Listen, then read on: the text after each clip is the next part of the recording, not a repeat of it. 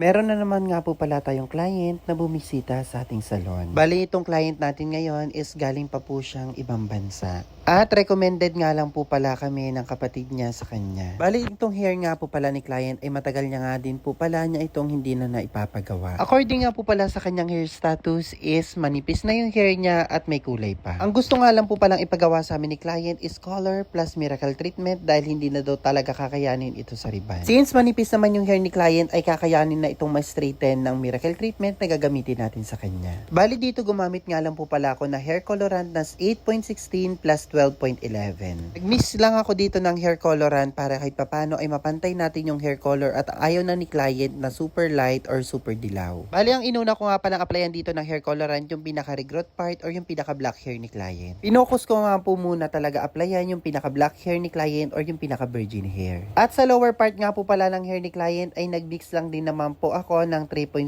or dark brown sa hair colorant na natira ko. Dahil nga sabi ni client gusto niya medyo mapantay na yung kulay ng hair niya at the same time ayaw niya na ng kulay light hair or yellow hair. Kaya naman nag-mix na ako ng dark brown or 3.0 sa lower part para kahit papano ay mag-darken talaga yung hair niya. Bali dito yung lower part ng hair ni client dito ay binabad ko lamang po ng good for 30 minutes. At kung mapapansin nyo naman yung hair colorant ni client ay para talaga siyang nagpantay na ng bonggang-bongga. At right after ko nga pala mababara, nag-proceed na ako sa pagbabanlaw ng hair ni client at dito nga ay matapos ko na siyang ma-blow dry. At kung mapapansin nyo nga dry at ngarus talaga yung hair status ni client. At alam din naman talaga ni client na dry or ngarag na daw talaga yung kanyang hair. Pero syempre wag tayong malungkot dahil maaari pa naman natin masolusyonan or maaari pa natin ma-revive yan sa tulong po ng ating ginagamit na miracle treatment. And regarding nga po pala sa paggamit ng miracle treatment, kailangan nasa open space or open area po tayo. Bawal na bawal po siya gamitin sa indoor or sa mga closed door area. And si miracle treatment nga po pala ay binababad po siya sa hair ng mga client. Usually umaabot po kami ng 30 minutes up to 1 hour. And during procedure or during application po ay makikita nyo na din po kagad yung visible result kung nag-i-straighten or nagpa-flatten po ba yung hair ni client. Then right after nga po pala namin mababara, nag-proceed na din kagad kami sa pag-blow dry at ito na yung naging hair status ni client after namin siya ma-blow dry at ito naman po yung naging resulta after po namin siyang planchahin. At kung mapapansin nyo na malaki na din talaga yung pinagbago ng hair ni client compare sa before. And super happy and satisfied nga po pala si client regarding sa kanyang hair result. Kaya naman sa lahat ng salon owner, hairdresser or future hairdresser at bago ka palang nanonood sa aming mga sample videos, don't worry yung mga products na ginagamit namin sa hair ng mga client namin ay maaari nyo din po ma-avail through Black App and Orange App.